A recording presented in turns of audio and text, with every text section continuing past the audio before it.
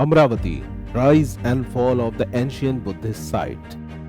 Year 1797. In a sleepy village called Dipala in modern-day Andhra Pradesh, an Englishman stumbled upon the ruins of an ancient stupa.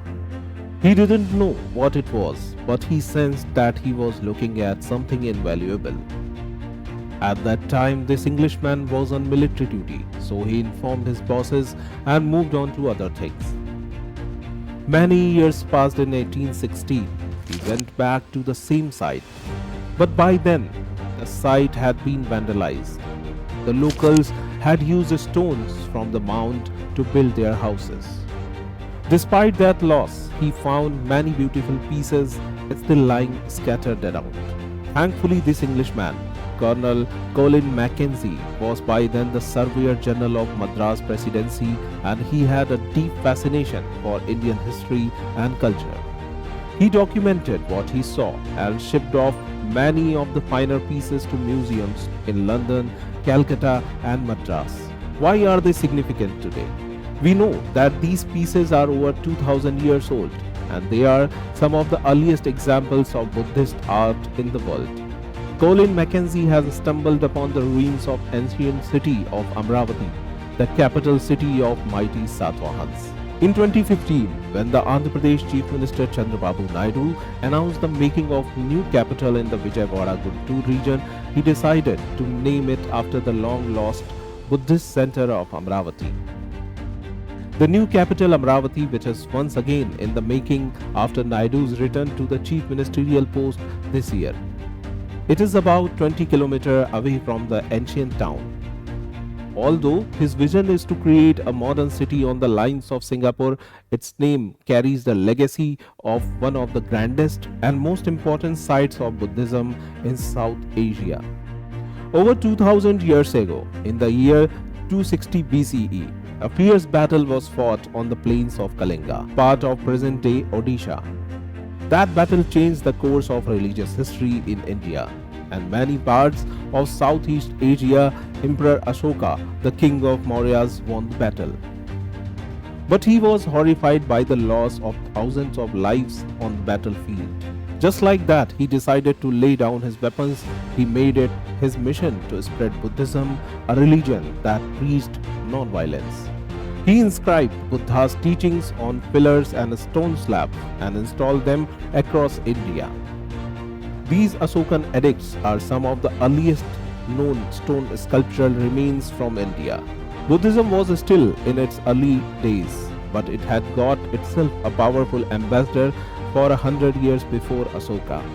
Something else happened in India that was also instrumental in the spread of Buddhism. If we travel in history, then many years back before Ashoka, India faced a powerful foreign invasion, the army of the Greek king Alexander. The great Alexander spent only a short time in the Indian subcontinent, but he left behind many of his senior nobles. Their descendants formed the Indo-Greek dynasties that ruled over 2 centuries. The most prominent of them were the Kushans. They ruled over a region called the Gandhara, that is present-day Kandahar in Afghanistan. It was here that Gandhara school of art developed around the 2nd century BCE. The Kushans were great patrons of Buddhism, and their style of art depicted Buddhist themes in a style that was heavily influenced by Greek sensibilities. It was the Gandhara artists who made the earlier statues of Buddha. Their art reached its zenith between the 3rd and 6th centuries, when the Gupta dynasty was ruling over much of North India. But Buddha is believed to have died in 483 BCE. So it makes you wonder, why aren't there any older statues of Buddha?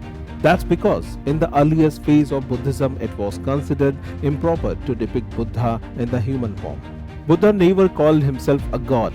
In fact, all his teachings are not focused on God but on leading a virtuous life. So his earliest followers never worshipped his image. In fact, for centuries after his death, it was even forbidden to create idols or images of Buddha instead. Sculptors of the time used various symbols to represent Buddha and inspire devotees, and it is these ancient relics that Colin Mackenzie dug up. These relics of Amaravati were probably built in the phases between 3rd century CE and about 250 CE, and this is the oldest Buddhist art collection in the world. The relics include early symbols of Buddha such as Buddha's footprints and his begging bowl. Other common symbols included lotus and the wheel. The lotus conveyed the idea that just as this beautiful flower rises out of slush, one must rise beyond earthly desires to achieve enlightenment. The wheel with 8 spokes reminded one of the eightfold path of Buddhism. So who created these sculptures? It was a dynasty that traded with the Romans, a dynasty whose reign lasted longer than the Mughals. They were called the Satavahanas. They were probably feudatories of the modern empire, and after Ashoka's death, they declared independence between 230 BCE and 220 CE. The Satavahanas control a vast territory in the central part of Indian peninsula. One of their capitals was Amaravati in the modern-day Andhra Pradesh, the very same place where Colin Mackenzie discovered these antique stones. Their central location allowed them to serve as a bridge between North and South India. Religion and culture traveled back and forth across Satavahana lands. The Satavahanas were Hindu kings, but were tolerant of other religions, including Buddhism, which were spreading fast in southern India. They allowed Buddhist monasteries to come up along important trade routes by the end of Satavahana reign. There were still a trail of Buddhist art all over their territory. The first caves of Ajanta were carved in their time of gateways of the famous Sanchi stupa were also constructed by Satavahanas, and they built several huge Buddhist stupas in their kingdom that included the Amaravati stupa. Around 640 CE, the Chinese traveler Zhuang visited Amaravati and praised it for its beauty, but after 7th century Buddhism started declining in India. The monument was neglected, abandoned, and soon forgotten until Mackenzie rediscovers its remains. The style of sculpting mastered by the Satavahanas came to be known as Amaravati style. It was a style that deeply influenced later Hindu art of the Pallava and Chola periods.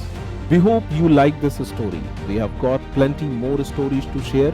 Do subscribe to our channel and you will know when the next one comes out.